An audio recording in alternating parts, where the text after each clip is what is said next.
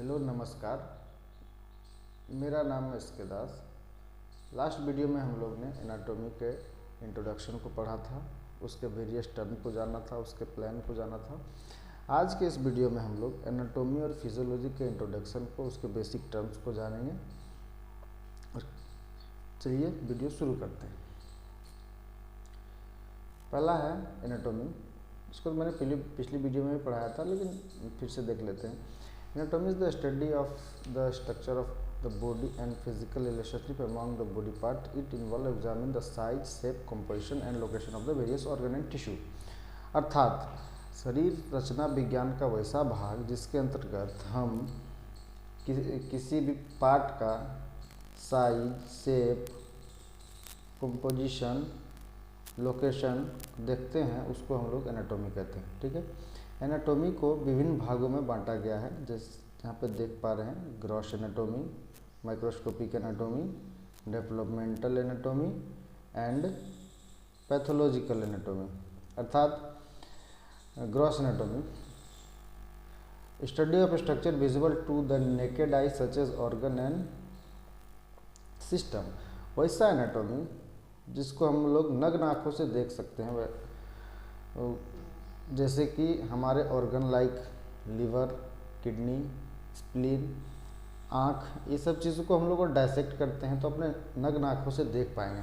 तो इस तरीके की एनाटॉमी को हम लोग ग्रॉस एनाटॉमी कहते हैं। दूसरा है माइक्रोस्कोपिक एनाटॉमी। माइक्रोस्कोपिक एनाटॉमी के अंतर्गत वैसे एनाटॉमी को अध्ययन करते हैं जो हम लोग नग्न आँखों से नहीं देख सकते हैं, जिसके अध्ययन के लिए हमको माइक्रोस्कोप का ज़रूरत पड़ता है। तो उस एनाटॉमी को हम लोग माइक्रोस्कोपिक एनाटॉमी कहेंगे। तीसरा है डेवलपमेंट एनाटॉमी। मानव शरीर की रचना का डेवलपमेंट जैसे होता है एम्ब्रॉय में, एडल्ट में, चाइल्ड में, जिस तरीके से बच्चे से एडल्ट तक का डेवलपमेंट होता है, उस एनाटॉमी के अध्ययन को हम लोग डेवलपमेंट एनाटॉमी कहते हैं। चौथा है पैथोलॉजिकल एनाटॉमी। पैथोलॉजिकल एनाटॉमी का मतलब ये हुआ कि हमारे शरीर में अगर किसी तरीके का कोई बीमारी है तो उस बीमारी के कारण अगर हमारे शरीर में कुछ एनाटॉमिकल चेंजेस आया है तो उस एनाटॉमी के अध्ययन को हम लोग पैथोलॉजिकल एनाटॉमी कहते हैं। ठीक है। अब अगला देखते हैं फिजियोलॉजी। फिजियोलॉजी क्या है? Physiology is the study of the body part work and how they complete the maintenance life and health. It focus on the function of cell, tissue, organ and system. अर्थात physiology के अंतर्गत हम उन सभी चीज़ों को पढ़ेंगे जो हमारे शरीर के क्रिया की रचना करते हैं, उसमें हेल्प करते हैं। जैसे सेल, कोशिका, टिश्यू, ऑर्गन और ऑर्गन सिस्टम। ठीक है। पैथोलॉजी में क्या क्या इंक्लूड होता है? फिजियोलॉजी में क्या क्या इंक्लूड होता है? सेल फिजियोलॉजी, सिस्टेमिक फिजियोलॉजी और पैथोफिजियोलॉजी। अर्थात अगर किसी ऑर्गन का अध्ययन करेंगे तो सेल फिजियोलॉजी के अंतर्गत करेंगे। किसी सिस्टम का अध्ययन करेंगे जैसे digestive system, endocrine system, respiratory system, तो सिस्टेमिक फिजियोलॉजी के अंतर्गत अध्ययन करेंगे। और किसी डिजीज़, अगर हम कोई बीमारी हमारे शरीर में हो गया है और वो हमारे फिजियोलॉजिकल एक्टिविटी को चेंज कर दिया या एनाटॉमिकल चेंजेस कुछ लाया है, तो उस चीज़ को अध्ययन करेंगे तो उसको पैथोफिजियोलॉजी कहेंगे। चलिए अब नेक्स्ट देखते हैं। ये कुछ बेसिक वर्ड्स हैं जो हम लोग को मेडिकल में पढ़ना है और इसके मीनिंग को जानना है। अक्सर क्लिनिकल प्रैक्टिस में या किसी चीज़ के एग्जामिन में इन सब चीज़ों को आगे हम लोग पढ़ेंगे। तो इसके मतलब हम अभी जान लेते हैं, इसका मतलब होता क्या है। पहला है इटियोलॉजी। इटियोलॉजी का मतलब क्या आता है?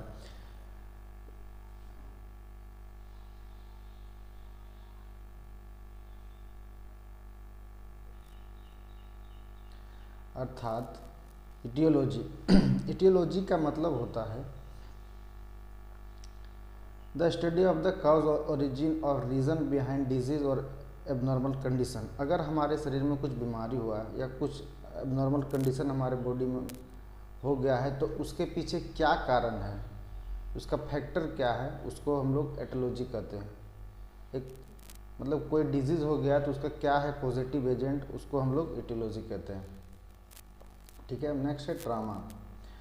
Physical trauma refer to an injury to the body caused by external force which can result in wound, broken bones और internal organ damage। अगर हमारे शरीर में कुछ फिजिकल ट्रॉमा यानी चोट वगैरह लग जाए तो जिस कारण से हमारे शरीर में कुछ चेंजेस आते हैं, लाइक वुंड यानी घाव हो जाना, ब्रोकन बोन यानी हड्डी टूट जाना, और इंटरनल ऑर्गन डैमेज शरीर के अंदर जो अंग पाए जाते हैं उसमें से कोई इंजरी हो जाए, तो उस चीज़ को हम लोग ट्रॉमा कहेंगे। ठीक है। नेक्स्ट है प्रोग्नोसिस। प्रोग्नोसिस एक इम्पॉर्टेंट वर्ड है। इसका मतलब होता है the likely outcome of course of a disease, injury और इलनेस। ठीक है। It is a prediction made by health care provider about the chances of recovery, potential complication and the except progression condition. अर्थात prognosis का मतलब ये हुआ कि अगर हमारे शरीर में कुछ बीमारी हुआ है, ठीक है, उस बीमारी के बारे में हम डॉक्टर को बताते हैं। अब डॉक्टर अपने से ऑब्जर्व करते हैं कि ये बीमारी कैसे हो सकता है, कैसे हुआ होगा, इसको ठीक होने में कितना टाइम लगेगा और इसका क्या कारक हो सकता है। तो इन चीज़ों का इस चीज़ के थिंकिंग को हम लोग प्रोग्नोसिस करते हैं। अब जैसे हम डॉक्टर से पूछते हैं कि हमारा बीमारी हो गया है, वो हमें कितने दिनों में ठीक होगा, तो वो एक अंदाज़ा एक्सपेक्टेड बताते हैं कि आपका इस बीमारी को दवा लगातार खाते रहिए तो 2 वीक या 3 वीक या 1 मंथ में ठीक हो जाएगा। तो उस पीरियड को, उस सोच को, जो प्रिडिक्शन करते हैं, ये जो प्रिडिक्शन करते हैं उसको हम लोग प्रोग्नोसिस करते हैं। ठीक है। अब नेक्स्ट आते हैं इन्फ्लामेशन, अर्थात a protective biological response of the body tissue to harmful stimulus such as pathogens, damage cell और इरिटेंट्स। इन्फ्लामेशन का मतलब ये हुआ कि अगर कुछ हार्मफुल स्टिमुलस हमारे बॉडी में एंटर करते हैं जो हमारे सेल को डैमेज कर सकते हैं और हमें इरिटेंट्स पैदा कर सकता है, उसको हम लोग इन्फ्लामेशन करते हैं। It involve immune system, blood vessels and molecular mediator with the main signs being heat, pain, redness, swelling and loss of function. Inflammation होने के बाद हमारे शरीर में क्या क्या चेंजेस आ सकती है, तो उसमें है बीइंग हीट, शरीर गर्म हो सकते हैं, पेन, दर्द हो सकता है, रेडनेस, लाल हो सकते हैं शरीर में, swelling and loss of function, swelling भी हो सकता है और वहाँ का फंक्शन भी लॉस हो सकता है। ठीक है। ये किस कारण होगा, तो कोई पैथोजन हमारे शरीर में इंटर हो जाए जो हमारे सेल को डैमेज कर दे, तो इन्फ्लामेशन हमारे शरीर में हो सकती है। ठीक है। अब नेक्स्ट है ट्यूमर, अर्थात an abnormal mass of tissue resulting from uncontrolled cell growth that exceed normal limits. Tumour can be benign और मैलिग्नेंट। अगर हमारे शरीर के डेवलपमेंट के दौरान या डेवलपमेंट के बाद शरीर सेल का ग्रोथ अनकंट्रोल्ड हो जाए, तो उस अनकंट्रोल्ड ग्रोथ को हम लोग ट्यूमर कहते हैं। ट्यूमर कैंसरस भी हो सकता है और नॉन कैंसरस भी हो सकता है। कैंसरस ट्यूमर को बेनाइन ट्यूमर कहते हैं, कैंसरस ट्यूमर को मैलिग्नेंट ट्यूमर कहते हैं, नॉन कैंसरस ट्यूमर को बेनाइन ट्यूमर कहते हैं। ठीक है। चलिए अब देखते हैं नेक्स्ट है allergy, antigen, nosocomial infection, syndrome और एंटीबॉडी। इन सभी चीज़ों को डीप में जानेंगे कि एलर्जी क्या होता है, इसके क्या कारण हो सकते हैं, एंटीजन क्या होता है, नोजोकोमियल इन्फेक्शन क्या होता है, सिंड्रोम क्या होता है, एंटीबॉडी क्या होता है। चलिए स्टार्ट करते हैं। A hypersensitivity disorder of the immune system in which the body reacts to normally harmless substance like allergy with an accelerated immune response often involve inflammation and symptom ranging from mild to severe। अर्थात allergy एक वैसा condition है जब हम किसी ऐसे चीज़ों के संपर्क में आते हैं जो हमारे शरीर के लिए हार्मफुल होता है, जो हमारे शरीर को इरिटेट करता है और हमारे शरीर में कुछ सिम्टम काउज करता है या इन्फ्लेमेशन काउज करता है, तो उसको एलर्जेन कहेंगे। ठीक है।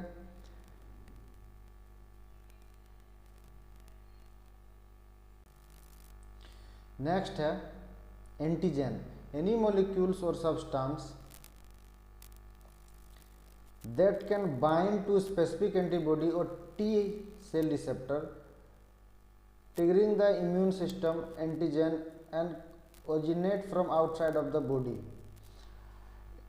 अर्थात एंटीजन हमारे शरीर का एक ऐसी क्रिया है जब हमारे शरीर में कोई बाहरी पार्टिकल इंटर करता है और हमारे शरीर के किसी स्पेसिफिक एंटीबॉडी या टी सेल रिसेप्टर से बाइंड होके हमारे इम्यून सिस्टम को ट्रिगर करता है, तो उसको हम एंटीजन कहते हैं। ठीक है।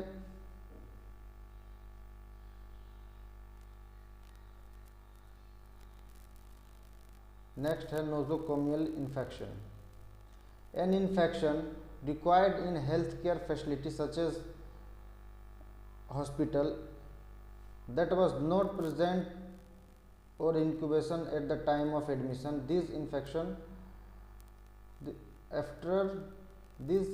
are often caused by antibiotic resistant microorganism and are a significant concern in hospital। अर्थात नोजोकोमियल इन्फेक्शन वैसे इन्फेक्शन को कहते हैं जो इन्फेक्शन हमें हॉस्पिटल के द्वारा होता है। लाइक अगर हम किसी बीमारी को लेकर हॉस्पिटल में जाते हैं, एडमिट होते हैं और हमारे ट्रीटमेंट के दौरान अगर कोई दूसरा इन्फेक्शन हमारे शरीर में हो जाए, दूसरी बीमारी हमें हो जाए, तो उसको हम नोजोकोमियल इन्फेक्शन कहते हैं।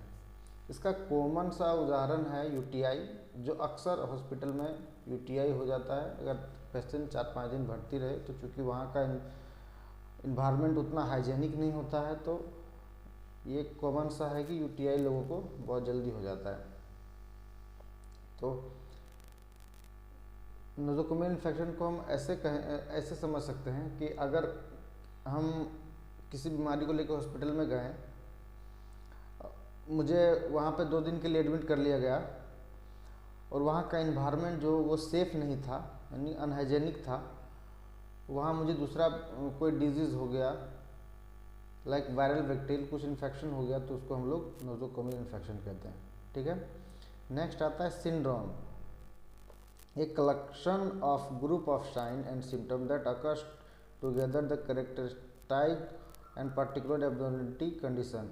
Syndrome often help in diagnostic specific medical condition. Syndrome अर्थात होता क्या है, अगर हम किसी बीमारी को दिखाने के लिए डॉक्टर के पास गए, ठीक है, तो हम मेरे शरीर में क्या क्या चेंजेस हो रहा है उस बीमारी के कारण, वो साइन, वो सिम्टम हम बताते हैं डॉक्टर को।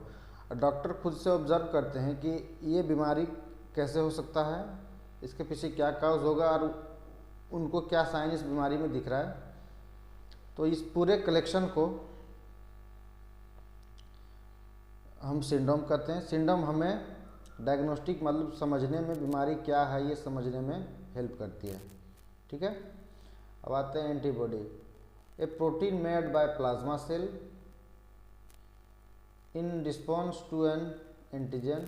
Each antibody binds to only one specific antigen helping to destroy antigen. Antibody क्या होता है, हमारे शरीर की वैसी क्रिया जब हमारे शरीर में कोई फॉरेन पार्टिकल या फॉरेन एंटीजन इंटर करता है, तो उसके विरुद्ध में हमारे शरीर का एंटीबॉडी उस पर रिएक्ट करता है और उसको डिस्ट्रॉय करने की कोशिश करता है या डिस्ट्रॉय करता है।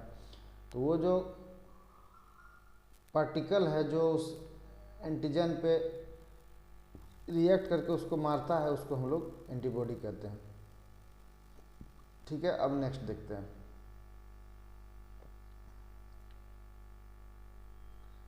Anatomical system.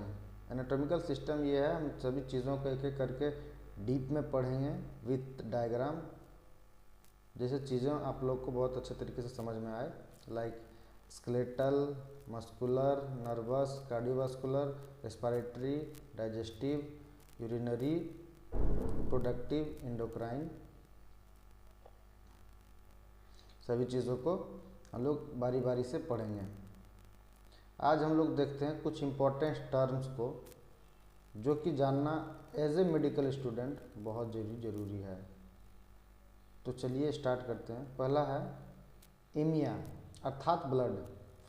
आप लोगों ने सुना होगा एनीमिया मतलब ब्लड की कमी, तो सेंस लगा सकते कि एनीमिया मीन्स क्या होता है। Anaemia means blood. उसी तरह है कार्ड या cardi means heart, cyto means cell, dys means difficulty, like बोलते डिस्पिनिया यानी सांस लेने में difficulty, endo means inner, entero means intestine,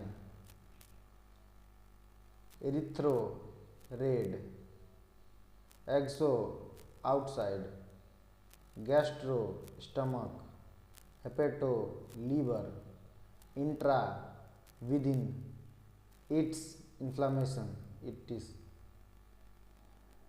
itis, इसको हम आइटिस बोलेंगे, आइटिस मीन्स इन्फ्लामेशन।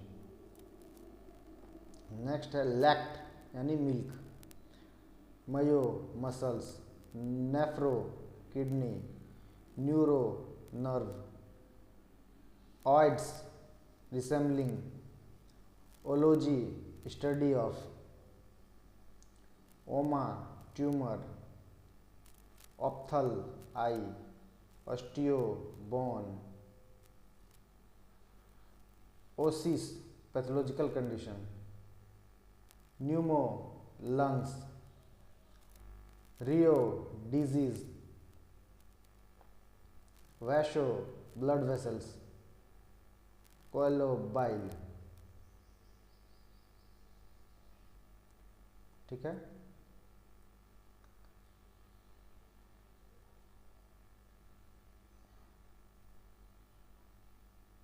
और एक इम्पॉर्टेंट चीज़ है, बाकी चीज़ें को मैं पढ़ाऊँगा एक एक करके। और एक इम्पॉर्टेंट चीज़ है जो आज की वीडियो में हम देखेंगे, वो है ये एनाटॉमिकल टर्म। इसको आप लोग लिख के याद कर लें, like medial near to mid line, lateral further from mid line और at the side of body, proximal nearest to a point of attachment, distal further from a point of attachment, anterior ventral nearest to the front of body, posterior dorsal nearest to the back of the body, superior near the head, inferior further from the head। ठीक है। तो बाकी body plans तो मैंने उस दिन video में बताया था, इस वीडियो में भी थोड़ा सा देख लेते हैं। सैजिटल प्लेन, कोरोनल प्लेन और हॉरिजॉन्टल प्लेन। सैजिटल प्लेन अर्थात बॉडी को इस रूप से काटेंगे तो इस सैजिटल प्लेन दो भागों में बटेगा। फ्रंटल प्लेन यानी बॉडी को इस साइड से काटेंगे, पेट आगे पीठ पीछे, तो ये कोरोनल प्लेन होगा। और ट्रांसवर्स प्लेन में अगर बॉडी को इस साइड से काटेंगे जिसमें अपर लिम्ब ऊपर हो जाएगा और लोअर लिम्ब नीचे हो जाएगा, तो इस प्लेन को हम लोग ट्रांसवर्स प्लेन कहते हैं। ठीक है। तो आज के इस इन्फॉर्मेटिव वीडियो को यहाँ पे ख़त्म करते हैं।